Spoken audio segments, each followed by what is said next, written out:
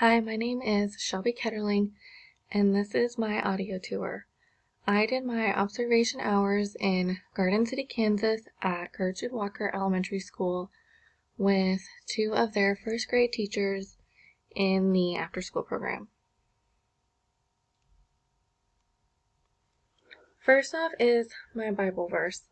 It says, "Be strong and courageous, do not be afraid or discouraged, for the Lord your God is with you wherever you go." This is something I have lived by since I was younger. My brother was in the military, and when he graduated basic training, we got these on the back of a dog tag that had the American flag on one side and this on the other. And ever since then, I have just lived by it, and I feel like God is guiding me in my life, and that He is telling me to be a teacher, and that He's just guiding me, and this is the verse that's always stuck with me. I don't really know what else to say other than it's the first verse I go to when I'm in need or just in need of guidance, and then I go from there. My philosophy of education is based on the theories of William C. Bagley and A.S. Neal by focusing on student-centered learning while keeping teacher-centered qualities within the lesson. I agree with A.S. Neal on how learning should be focused on the students and understanding of the material, but I also believe in John Dewey's theory and how kids learn from exploring and playing. I believe that all children are unique and deserve a safe, judgment-free zone where they can learn and be creative. My goal is to help students find their own way of thinking for themselves and their view on the world using 21st century skills. I feel like learning should be open and students should be able to feel safe and comfortable while learning, and I feel like I did not have that growing up, so I hope to have that in my classroom, and I feel like God is guiding me so that way I can be that for kids. My concept map and UBD plan was over like the main idea and setting and characters. I really thought that this was a really good way of learning. I, for one, would have never thought to do a concept map, but I really liked it. I felt like it was easier to figure out what I wanted to do, where I wanted to go from my lesson, and then it was easier to put it into the lesson, and I found having the concept map first and then doing the UBD plan was way easier. I think it helped me understand it more than just trying to pick standards and go from there. I feel like I had a map of what I wanted the kids to learn and what I was going to basically teach them in all of that. My lesson plan was over the standards of retell stories, including key details, and demonstrate understanding of their learning central message or lesson, and then describe character settings and major events in a story using key details. And then my objectives were students will know the setting and characters in the story, and students will know how to find the details by using context clues and tell the events of the story. I feel like it was hard to pick out a lesson plan and do it, but then at the same time, I feel like while filling it all out, it was easy in a sense, just because, like I said, having the concept map was a lifesaver, because I feel like I did go back on that and see like, okay, this is what my end goal is, and then, or this is what I want, and this is what I need to do. I know I need to get more creative with lessons.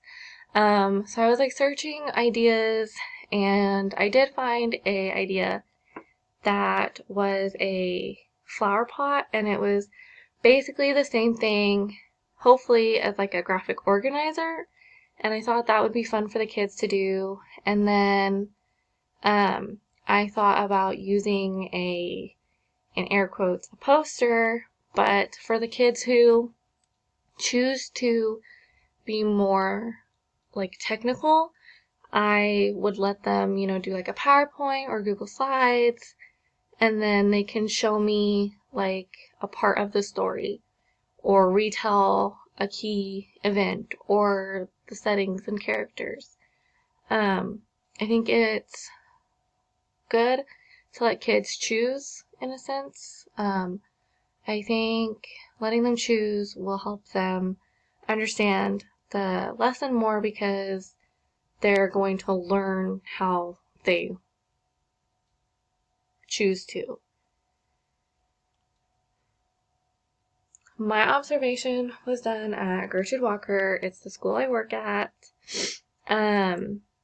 So I already know the teachers, and it was very interesting because I did not know how their after-school program ran, and honestly, I've never really sat in on the teachers doing a lesson.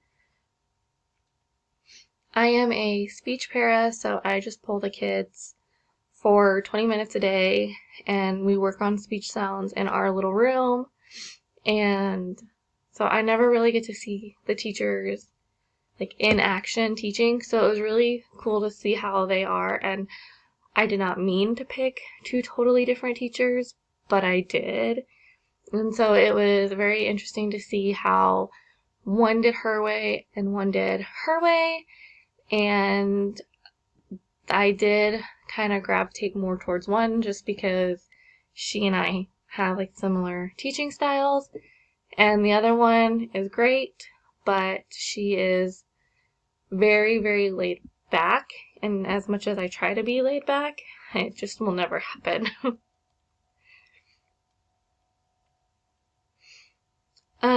For the forums and discussions, I really liked all of them. I feel like I always learned something new. I always had an, oh, that's that moment.